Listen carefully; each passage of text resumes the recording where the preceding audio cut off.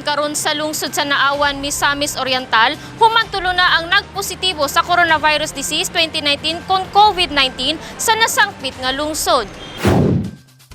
Matud ni Sangguniang Bayan member Alan B. Roa nga maoy kasamtangang nagsilbing municipal vice mayor sa maong lungsod nga istrikto na kaayo ang ilang mga gipatuman nga mga precautionary measures ug uban pang gabayan aron maluwas lang ang katawhan sa lungsod nga dili na mokata pa ang virus.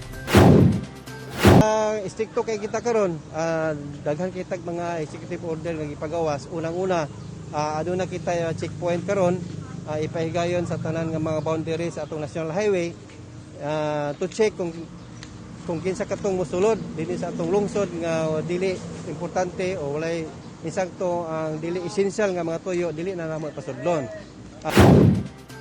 Butyag niini ug miingon nga aduna sab sila'y gipahimutang nga mga quarantine post kag gibutang sa matag barangay.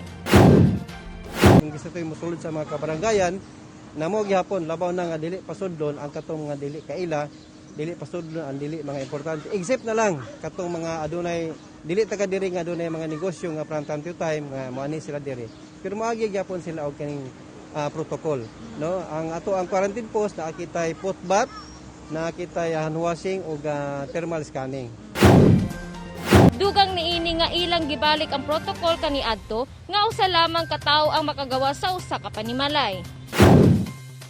Dayon karon panahon na among gi reenact katong mga protocol kaniadto nga only one person is allowed to go out the household, no?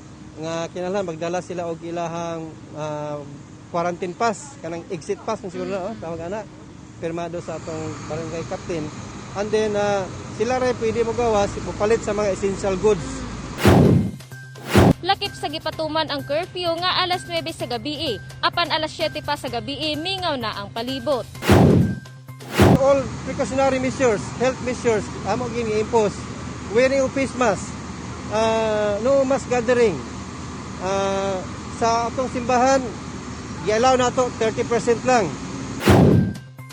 Malaumon si Acting Vice Mayor Roa nga ang katawhan sa lungsod sa Naawan mo kooperar og tumanon ang tanan nga mga pahimangno kay ang sakit nga COVID-19 nga nakasulod na karon sa lungsod dili angay kumpiyansahan. Ako si Lambo Jane Habinyar, alang sa limpyo ug matarong nga panggobyerno, padayon Pilipino.